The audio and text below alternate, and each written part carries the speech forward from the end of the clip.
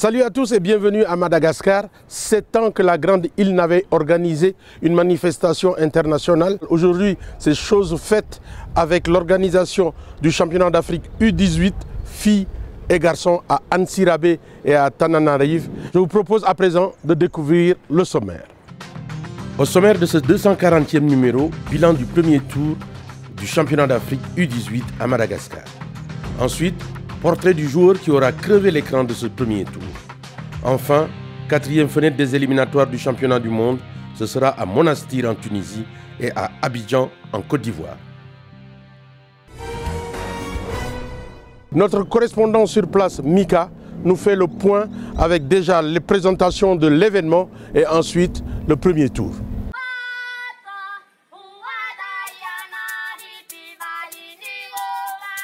L'Afro-Basket pour les moins de 18 ans garçons 2022 s'est donné rendez-vous en Antananarive du 4 au 14 août 2022. 9 équipes ont répondu présent pour cette édition.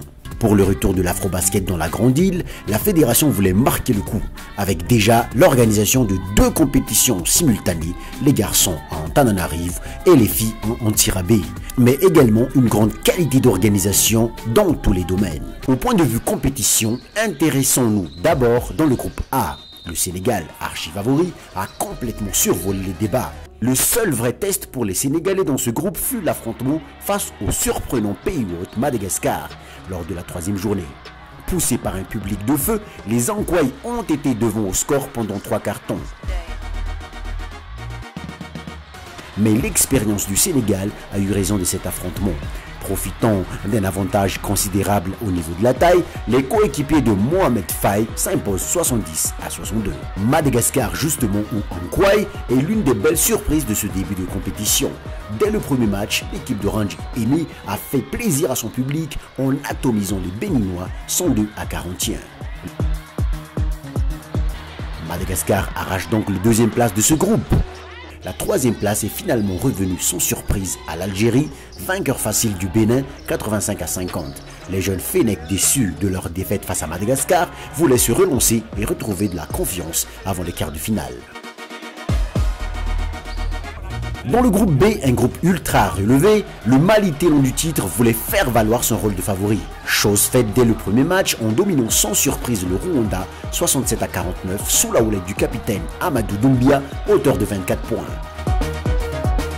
La grande surprise est arrivée au 2e match face à l'Angola. Se montrant très fébrile en première mi-temps, surtout offensivement, le Mali s'est fait surprendre par l'Angola, s'inclinant 61 à 57. Les Aigles voulaient se relever de cet affront au prochain match et c'est les Pharaons d'Égypte qui allaient en faire les frais.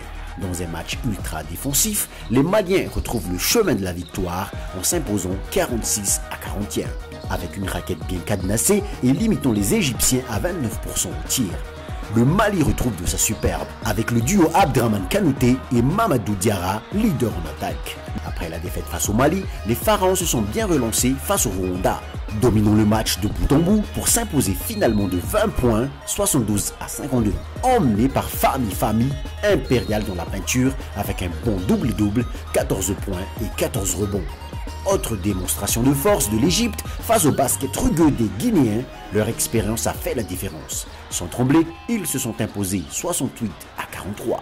Belal El Shakiri a été chirurgical avec 18 points à 7 sur 12 au shoot. Double défi pour Madagascar car outre l'organisation gargantuesque des garçons à Antananarive, Antsirabe, ville à 160 km de la capitale, abritait l'édition filles des U18. 7 équipes avec Madagascar ont fait le déplacement pour cette édition 2022.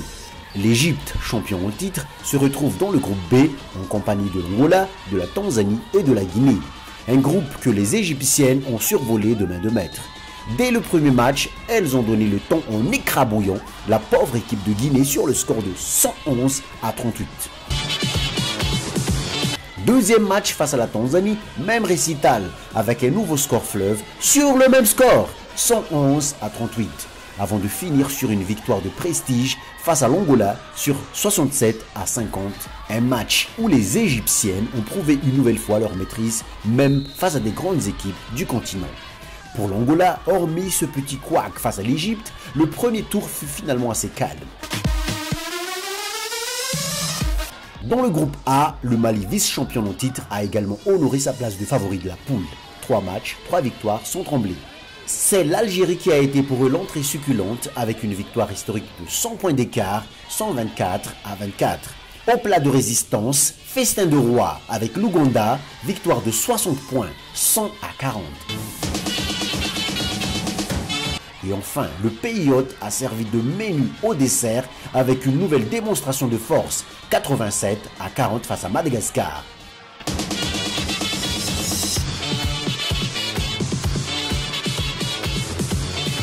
La deuxième place s'est jouée alors entre les 3 autres équipes de la poule, Madagascar, Algérie et Ouganda. C'est finalement le pays hôte qui a chanceusement hérité de cette place importante grâce à la victoire face à l'Algérie, 59 à 43. C'est le goal différence qui a justement départagé les 3 nations. Car Madagascar s'est incliné face à l'Ouganda lors de la première journée, 54 à 59. Derrière moi, l'équipe du Sénégal en plein entraînement. C'est dans cette équipe que notre correspondant Mika a décidé de choisir et de faire le portrait de celui qui aura crevé l'écran. Il s'agit bien sûr de Ousmane Ndiaye. Je m'appelle Ousmane Ndiaye, j'ai 18 ans, je fais 2m10, 94 kg, je suis sénégalais, je joue en Allemagne, Bonn Roloff. Ousmane Ndiaye, l'avenir du basketball sénégalais. Un ailier dans un corps de pivot. Il a impressionné en ce début de tournoi Afrobasket U18. Si le corps laissait présager un avenir de basketteur, on peut quand même dire que le destin l'a quand même bien aidé. Moi, c'est le basket il y a à peu près 6 ou 7 ans, 6 ans, il y a 6 ans. Et après un jour, mon grand-père était tombé malade, donc j'étais avec lui à l'hôpital et c'est par là que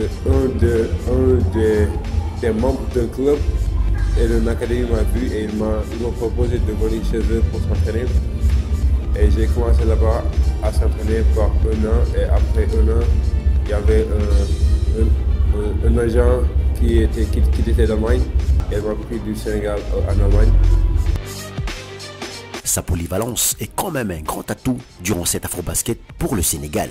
Lui qui est l'un des joueurs qui a la plus grande évaluation durant ce tournoi. Je peux dire que je peux faire tout sur le terrain. Je peux mener le ballon, je peux tirer, je peux faire des passes, je peux marquer, je peux prendre des rebonds. Je pense que je peux tout faire sur le terrain. Ousmane Ndiaye dispute sa première compétition internationale, même s'il aurait aimé commencer par les éditions précédentes et découvrir la joie de participer à une Coupe du Monde. Le Sénégal est l'une des puissances du basketball sur le continent africain. Ousmane a toujours été un grand fan de toutes les grandes équipes et grands joueurs de son pays. Donc, quand ce fut son tour d'arborer le maillot, il a vu un rêve se réaliser. C'est un très grand honneur de jouer pour l'équipe sénégalaise parce que je l'ai toujours voulu en tant qu'enfant quand j'ai commencé à faire le basket. L'année passée, mon volley, ce n'était pas possible parce que j'étais blessé. Et cette année, c'est un grand plaisir de pouvoir jouer avec l'équipe nationale du Sénégal. Évidemment, quand on mesure et quand on a le style identique et aussi efficace au même âge que Kevin Durant, on n'a qu'un seul rêve. Ousmane Ndiaye est conscient de ce qu'il peut accomplir comme basketteur. Dans quelques jours, du 26 au 28 août, on sera à Abidjan et à Monastir pour la 4e fenêtre des éliminatoires de la Coupe du Monde de basketball. Malik Daou nous présente la formule et surtout les groupes. Dans la seconde phase des éliminatoires Zone Afrique pour la Coupe du Monde de basket, chaque équipe affrontera une nouvelle équipe de son groupe au cours de 2 tournois à travers 2 fenêtres de compétition, notamment en août prochain et en février 2023. Ce qui veut dire que les équipes qui se sont déjà affrontées au premier tour ne rejoueront plus l'une contre l'autre, mais leurs résultats compteront dans le décompte final. À la fin de ces 6 matchs additionnels par équipe, les 2 meilleurs de chaque groupe ainsi que la meilleure 3e équipe, c'est-à-dire le meilleur 3e des 2 groupes confondus, se qualifieront pour la Coupe du Monde World Cup 2023, ce qui donnerait les 5 qualifiés de la zone Afrique. Les performances finales d'une équipe à l'issue de la seconde phase comprendront également les performances donc de la première phase. Ceci permettra de faire peser dans la balance tous les résultats des 5 fenêtres de qualification. Abidjan, la capitale économique de la Côte d'Ivoire, et la ville côtière tunisienne de Monastir accueilleront respectivement les groupes E et F dans le cadre de la 4e fenêtre des éliminatoires de la Coupe du monde de basket Zone Afrique. Prévus du 26 au 28 août prochain, ces matchs permettront d'avoir une vue plus dégagée sur les chances africaines pour le rendez-vous de la grand-messe du basketball mondial. Dans le groupe E, si la Côte d'Ivoire est leader avec 6 victoires et 0 défaites lors des phases précédentes, les Ivoiriens ne devront pas dormir sur leur laurier. Ce d'autant plus que le nouveau classement établi et qui ne prend pas en compte les matchs contre les derniers des premières phases ne les met qu'à 1 victoire et 2 victoires seulement de leurs principaux poursuivants. Le Cap-Vert, au complet, avec les frères Almeida et Walter Tavares, pourrait déjouer tous les pronostics. Les Cap-Verdiens n'ont qu'une victoire de retard sur les éléphants ivoiriens. Les Angolais, quoique en pleine reconstruction, restent l'une des valeurs sûres du basketball africain. Les joueurs du coach José Claros ont juré de mettre tous les ingrédients pour se qualifier. Les D-Tigers du Nigeria ont décidé quant à eux de rameuter tous leurs joueurs évoluant en NBA. Si tel est le cas, les Nigérians seront un vrai contender dans ce groupe. L'Ouganda et la Guinée se présentent, eux, comme de vrais troubles faits qu'il ne faudra pas négliger. Dans le groupe F, même si le Soudan du Sud semble au-dessus de la mêlée, bien malin qui pourrait émettre un pronostic clair. C'est un groupe très dense dans lequel personne n'est à l'abri d'une mésaventure. L'Égypte a entamé un cycle de préparation des plus ambitieux et les pharaons débarqueront très affûtés à Monastir. L'hôte de ce groupe, la Tunisie, championne d'Afrique en titre, fourbit ses armes et sera très redoutable à domicile. Mais il serait tout à fait irrespectueux de reléguer la République démocratique du Congo, le Sénégal et le Cameroun au rang de faire-valoir. Ce sont de gros outsiders qui joueront crânement leur chance. La fin du mois d'août, comme on le voit, devrait donc nous donner une photographie un peu plus claire de la situation. Mais personne, en tant qu'observateur du basketball africain, ne serait surpris qu'il faille attendre la 5e fenêtre, ce d'autant plus que la place de meilleur 3e des 2 groupes et qualificative pour la Coupe du Monde apparaît plus indécise que jamais. Voilà, Afrobasket, c'est fini ici à Madagascar. On se retrouve pour le prochain numéro, le 241 bien sûr. Restez fidèles à la suite de nos programmes.